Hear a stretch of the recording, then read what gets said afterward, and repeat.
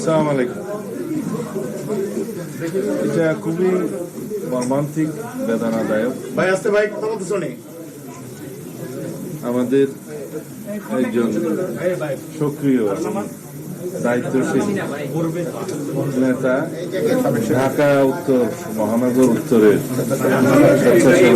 সাবেক সাধারণ সম্পাদক, এর আগেও সে কেন্দ্রীয় কমিটিতে ছিল এবং এখানে একবার কমিশনার নির্বাচন করেছেন, সামনেও করার কথা। অত্যন্ত জনপ্রিয়। তাকে যেভাবে হত্যা করা হয়েছে সেটা অনেকটা মনে হয় যেন পরিকল্পিতভাবে হত্যাকাণ্ড, যেটা সিসিটিভির ফুটেজে দেখা গেছে। দুইজনকে শনাক্ত করা হয়েছে, তাদেরকে গ্রেপ্তারের চেষ্টা করা হচ্ছে, মামলা দায়ের হয়েছে। কিন্তু এর সাথে আমরা মনে করি যারা নির্বাচন বিরোধী, গণতন্ত্রের বিরোধী শক্তি, কথিত ফেসিবাদী শক্তি এবং তাদের দোসররা, তারা তাদের ষড়যন্ত্রের অংশ হিসাবে এরকম আরো অনেক ঘটনা হয়েছে এবং সামনে হয়তো তাদের সে পরিকল্পনা আছে। যারা গণতন্ত্র চায় না, নির্বাচন চায় না এবং নির্বাচনকে যারা অনিশ্চিত করতে পারলে লাভবান হবে, সেই জাতীয় কোনো অপশক্তি এর পিছনে আছে কিনা সেটা খতিয়ে দেখতে হবে। তবে আমরা ঘটনার সুষ্ঠু তদন্তের জন্য দাবি করেছি এবং একটা দৃষ্টান্তমূলক যাতে শাস্তি নিশ্চিত করা যায় সেরকম বিচারের দাবি করছি। এখন স্বরাষ্ট্র মন্ত্রণালয়ের কাছে আমরা অনুরোধ করেছি, দাবি জানিয়েছি যাতে এটা খুব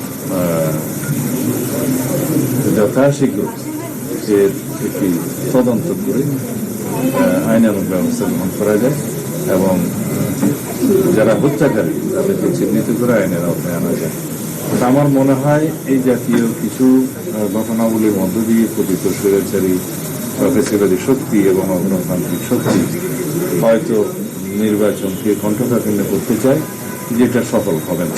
দেশের মানুষ গণতন্ত্রের জন্য লড়াই করেছে, সংগ্রাম করেছে, অবিরত 16-17 বছর ভোটাধিকারের জন্য জীবন দিয়েছে। ছাত্র গণ-অভ্যুত্থানের মধ্য দিয়ে আমরা গণতান্ত্রিক আবহাওয়ায় ফেরত এসেছি। এখন আমরা ভোটাধিকার প্রয়োগের মধ্য দিয়ে একটি প্রকৃত শক্তিশালী গণতান্ত্রিক রাষ্ট্র বিনির্মাণের প্রক্রিয়ায় আছি। এটাকে যাতে কেউ বাধাগ্রস্ত না করতে পারে সেদিকে আমাদের সকলের সজাগ থাকতে হবে। আর এই হত্যাকাণ্ডের যথাযথ তদন্ত এবং বিচারের জন্য আমরা আবারও জোর দাবি জানাচ্ছি সংশ্লিষ্ট কর্তৃপক্ষের কাছে এবং বিশেষ করে স্বরাষ্ট্র মন্ত্রণালয়কে অনুরোধ করব যাতে ভবিষ্যতে এরকম কোনো দুর্ঘটনা না হতে পারে, হত্যাকাণ্ড না হতে পারে। সেই জন্য আগের থেকে প্রিকশনারি মেজার্স যেন নিয়ে রাখে, ঘটনা ঘটবার পরে যেন তদন্ত না করতে, আগে থেকে যেন সতর্কতা অবলম্বন করে, সেটাও একটা আইন শৃঙ্খলা রক্ষাকারী বাহিনীর দায়িত্ব। ধন্যবাদ। আমি আমাদের মাননীয় চেয়ারম্যানের পক্ষ থেকে, জনাব তারেক রহমানের পক্ষ থেকে আমি আজকে ওনার নির্দেশে এসেছি। আমরা মোসাব্বিরের বিধবা স্ত্রী এবং তার সন্তানদের আমরা আমাদের পক্ষ থেকে যা কিছু সহায়তা প্রয়োজন সারা জীবনের জন্য সেটা আমরা দায়িত্ব নেব ইনশাআল্লাহ। এটা আমাদের চেয়ারম্যান সাহেবের নির্দেশ। প্রশ্ন ছিল, হিউম্যান রাইটস সাপোর্ট সোসাইটির তথ্য বলছে গত এক বছরে 133টি রাজনৈতিক হত্যা হয়েছে, সেই জায়গায় 93 জনের বিএনপি নেতা। আপনার কি মনে হয় না যে এই যে বিএনপি নেতাকর্মী হত্যা হচ্ছে সেই জায়গায় আইন শৃঙ্খলা রক্ষার যে প্রচেষ্টা ছিল বিগত জুলাই আন্দোলনের পরে সেটি কি আছে কিনা, বা কি মনে হয় যে গাফিলতির জায়গায় কোথাও আছে কিনা? যেহেতু এত নেতাকর্মী, আপনারা নিশ্চয়ই জানেন যে 5ই আগস্টে 2024-এর 5ই আগস্টের পরবর্তী পর্যায়ে আইন শৃঙ্খলা রক্ষাকারী বাহিনী একটা ফ্রেজাইল অবস্থায় ছিল।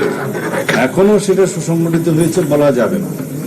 তো সেইরকম একটা অবস্থার মধ্য দিয়ে পুরোপুরি আইন শৃঙ্খলা নিয়ন্ত্রণ করতে পারাটাও একটা চ্যালেঞ্জ এবং সেই আইন শৃঙ্খলা নিয়ন্ত্রণের জন্য সব পর্যায়ে উপজেলা, পৌরসভা এবং মেট্রো সব জায়গাতেই সেনাবাহিনী সহায়তা করছে।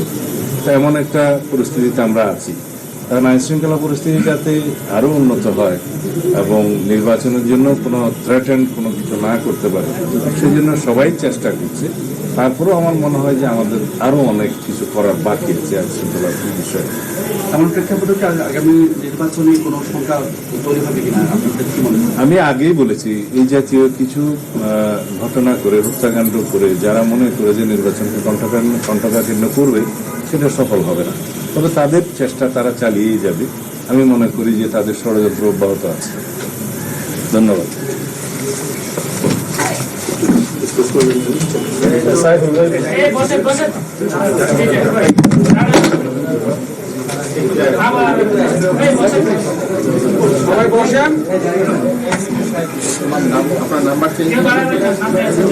আগেরটা তো নাই, এখন যেটা আছে